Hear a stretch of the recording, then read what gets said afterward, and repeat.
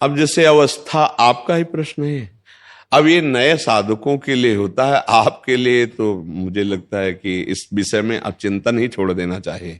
क्योंकि नए साधक, अब जैसे ऊर्ध्वगामी के लिए सिद्धासन अत्यंत आवश्यक है। अब सिद्धासन के लिए महाराज का शरीर काम नहीं करेगा।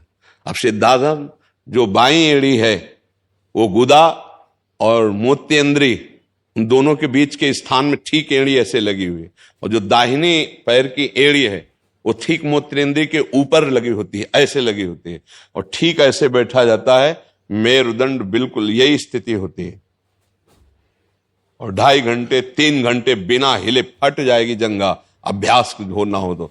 अब सुषुम्ना नाड़ी का संचार होता है, फिर वीर ऊर्ध्वगामी होता है। तो इसलिए इस अवस्था में भरोसा के ऊपर छोड़ दे, क्योंकि अगर गृहस्थ जीवन रहा है तो पूर्वाभ्यासवश अगर वो महीने 2 महीने में वो वीरपात होता रहा है तो वो अपना अभ्यास काम करेगा, वो बार बार विक्षेप डालेगा। आपको अब उधर नहीं देखना, अब लाडली जी की तरफ देखना है। अब इस शरीर का राग छोड़ देना चाहिए, क्योंकि अवस्थागत ही साधना देखी जाती है। अब जैसे नौजवान है तो उसके लिए साधन पद्धति पे ऐसा नहीं हो सकता, उसको ऐसे करो। अब जैसे ये अवस्था है, बस इसमें एक ही है, भरोसो दृढ़ इन चरणन केरो। अब तो नहीं, जावक जुत जुग चरण लली के, यही हमारे सुर तरु काम धीर चिंतामणि भगवत रसिक अनन्या के। अब हम ये नहीं देखेंगे क्या हो रहा है शरीर में, क्या हो रहा है, कैसी परिस्थिति, क्योंकि अब देखने का समय नहीं रह गया। मर्जी साधन करते करते भरोसा आ जाएगा, मतलब यहाँ भरोसा भरोसा तो सत्संग और संत महापुरुषों के संग से आता है।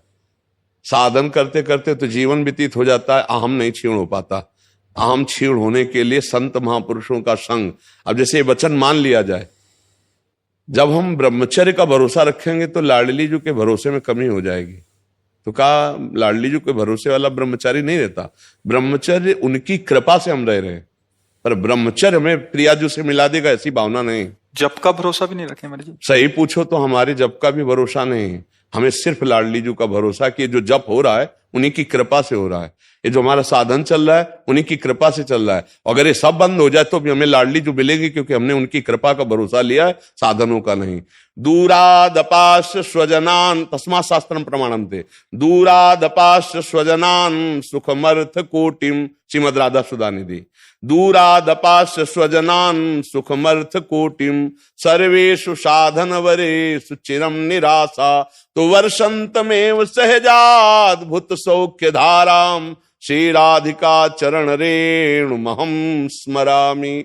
परिवार के सुख का त्यागी, अर्थ के द्वारा प्राप्त होने वाले हजारों सुखों का त्यागी, साधना के द्वारा प्राप्त होने वाले बल और सुखों का त्याग, एकमात्र गोरे चरणारविंद श्री लाडली जी के चरणों का भरोसा, तो बरसंतमेव सहजाद्भुत सौख्य धाराम, श्री राधिका चरण रेणु महम स्मरामि। आज शरीर काम कर रहा है, हम पद्मासन में बैठे, आज शरीर काम कर रहा है, हम परिक्रमा लगा रहे हैं, आज शरीर काम कर रहा है, हम आपके दर्शन करने जा रहे हैं, और कल ये नहीं काम करेगा तो हम इसके भरोसे से आपकी प्राप्ति नहीं, आपके भरोसे से आपकी प्राप्ति है। ये हो रहा है, आप कृपा करके कर रहे हैं, ये सब हो रहा है, ठीक है, लेकिन मुझे भरोसा आपकी कृपा का है, ना कि साधन बल का है।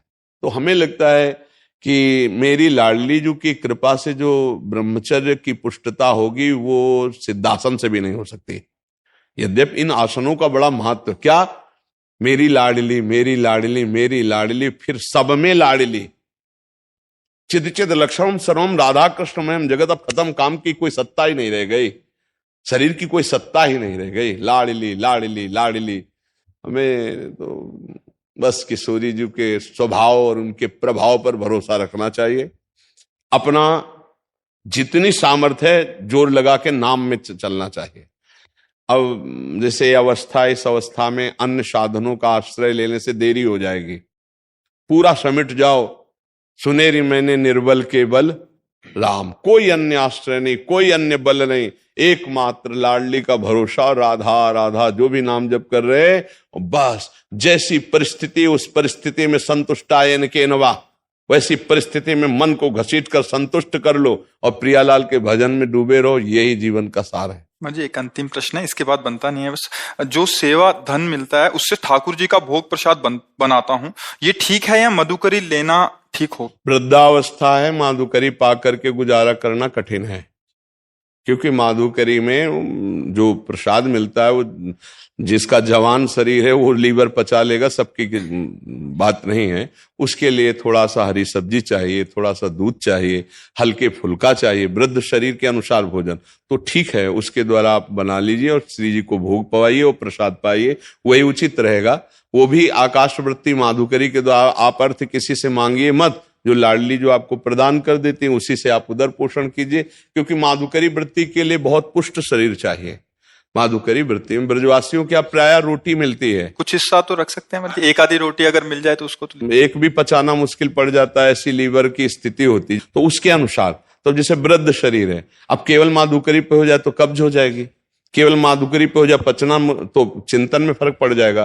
तो हल्के फुल्का, मूंग की दाल, थोड़ी सब्जी ऐसे बना ली, भोग लगा दिया, और कभी 250 ग्राम आधा किलो शुद्ध गाय का दूध मिले उसको भोग लगा लिया, पान कर लिया। तो वृद्ध शरीर के लिए ये उचित है जैसा कर रहे हैं।